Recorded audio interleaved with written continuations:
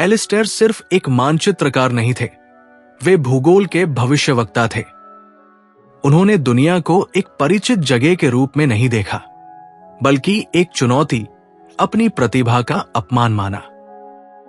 उनका दिल जीवित प्राणियों के लिए नहीं, बल्कि पौराणिक अनदेखे शहर वेरेडिया के लिए धड़कता था, जिसमें सदियों से भुला दिया गया सारा ज्ञान समाया हुआ था। यही उनका जुनून था।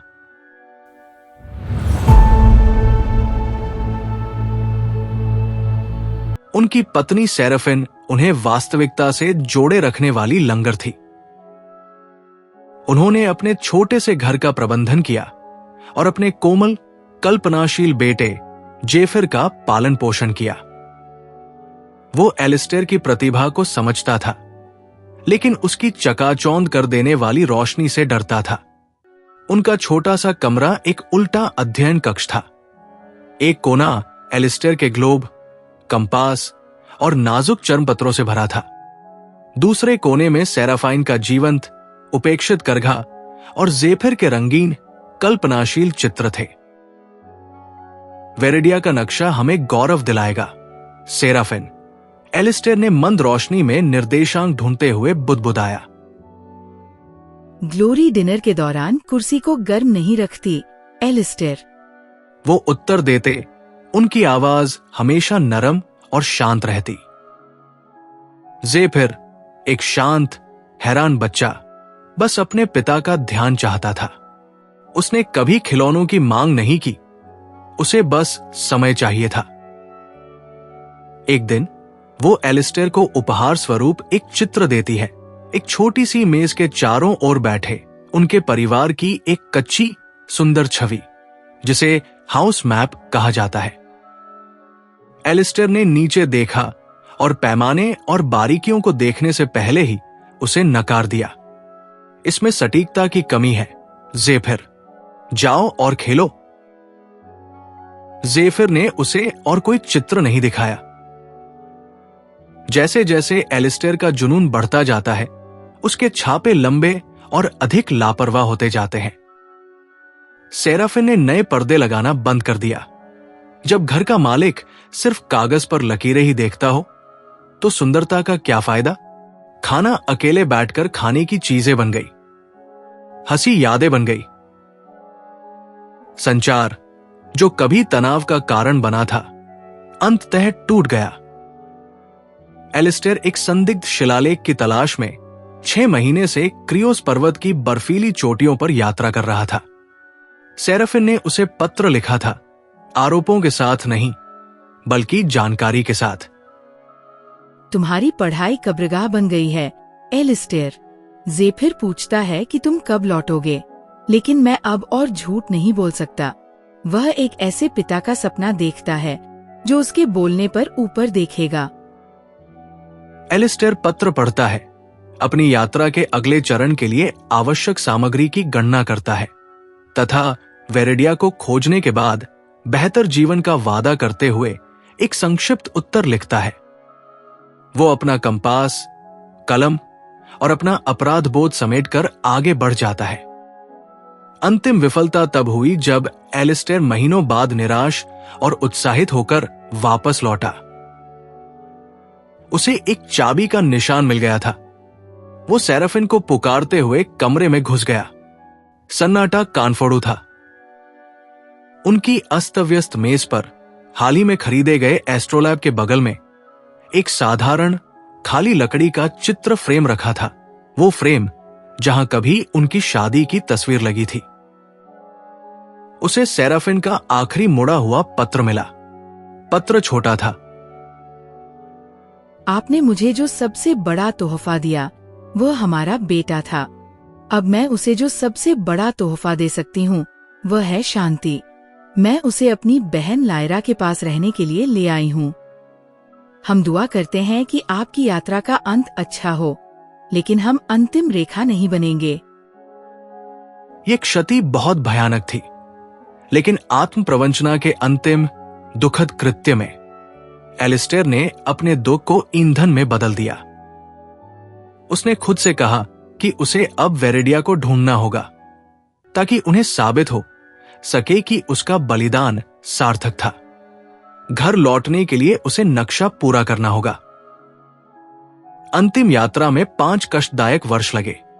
उन्होंने करिस्टोस रेगिस्तान की झिलमिलाती रेत को पार किया, बुखार से जूझे और हर विद्वान के संदेह का सामना किया। उसने अपने शरीर को सीमा तक धकेल दिया, सेराफिन के चेहरे की धुंधली छवि और जेफिर के छोटे उपेक्षित हाथ की मूक स्मृति से ग्रस्त। अंततः प्राचीन स्क्रॉल के अंतिम भाग से मार्गदर्शन पाकर उन्होंने वो स्थान खोज लिया, वेरेडिया का स्थान। यह कोई विशाल शहर नहीं था, बल्कि ओब्सिडियन पर्वतमाला के पहाड़ों में एक भूली बिसरी उजाड़ चोटी थी, जो लगातार चलने वाली हवाओं से तबाह हो रही थी। एलिस्टेयर खाई तक पहुंच गया था। उसके नीचे विशाल संगमरमर और सोना नहीं, बल्कि टूटते मलबे, धूल और राख का एक विशाल खामोश कुंड था। वेरिडियन ज्ञान का प्रमाण था, हां, लेकिन ज्ञान शक्ति की तरह समय के खिलाफ कोई बचाव नहीं था। महान सभ्यताओं ने संपूर्ण ब्रह्मांड के मानचित्र केवल इसलिए बनाए ताकि वे अपने अस्तित्व के आधार को भूल जाएं। वो वही खड़ा था, उस पौराणिक शहर तक पहुंचने वाला आखिरी व्यक्ति। उसने अपना चर्म पत्र निकाला और बड़ी मेहनत से शहर के सटीक निर्देशांकों को चिन्हित करते हुए अंतिम घुमावदार रेखा खींची। नक्शा पूरा था। यह पृथ्वी की सबसे बेकार जगह का सबसे सटीक नक्शा था। एलिस्टेयर मुस्कुराया, एक भयानक, खोखली अभिव्यक्ति। नक्शा बन गया था, लेकिन उसे दिखाने वाला कोई नहीं था।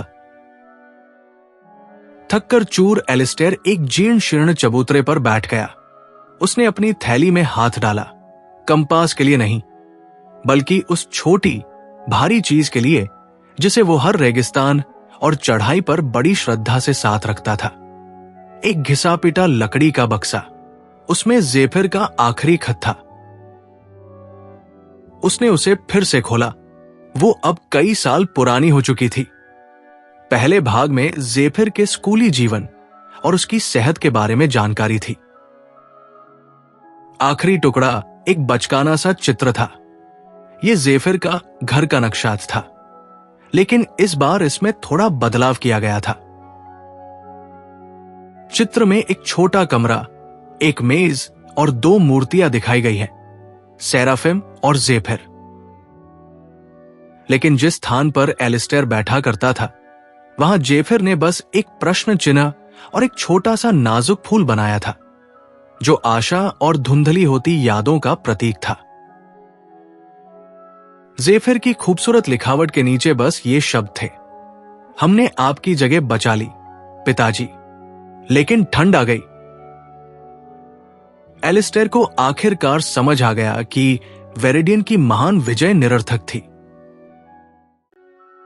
एकमात्र नक्शा जो इतना महत्वपूर्ण था, वो था जिसे उसने तोड़ दिया था, जिसमें उन 2 आत्माओं के स्थान दिखाए गए थे जो उससे प्रेम करती थी। उन्होंने अपना जीवन दुनिया के खाली स्थानों को चित्रित करने में बिताया तथा अपने हृदय में केवल सबसे महत्वपूर्ण स्थान को ही दुखद रूप से खाली छोड़ दिया। उन्होंने वेरेडिया का अपना अंतिम पूर्ण मानचित्र उठाया, चर्मपत्र का एक कोना फाड़ा और छोटे छोटे अक्षरों में उन्होंने पौराणिक शहर के स्थान को एक विनाशकारी चेतावनी के साथ अंकित कर दिया। वेरेडिया, यहां सबसे बड़ा अफसोस छिपा है। वो कभी पहाड़ से नीचे नहीं उतरा। हवा, जिसे उसने हमेशा खोज में एक साथी के रूप में देखा था, केवल उसकी खोखली विजय की धूल को उजाड़ मैदानों में उड़ा ले गई। केवल ठंडा पत्थर और एक सुंदर ढंग से प्रस्तुत घर का नक्शा बचा था, जिसमें एक प्रश्न चिन्ह लगा था। दुखद नैतिकता। जीवन में सबसे बड़ी त्रासदी किसी दूर के लक्ष्य तक पहुंचने में असफल होना नहीं है, बल्कि यह एहसास होना है कि उसे प्राप्त करने का मतलब केवल उस एक चीज का त्याग करना है जिसने इस यात्रा को सार्थक बनाया था। सच्ची खोज घर से शुरू होती है और घर पर ही खत्म होती है।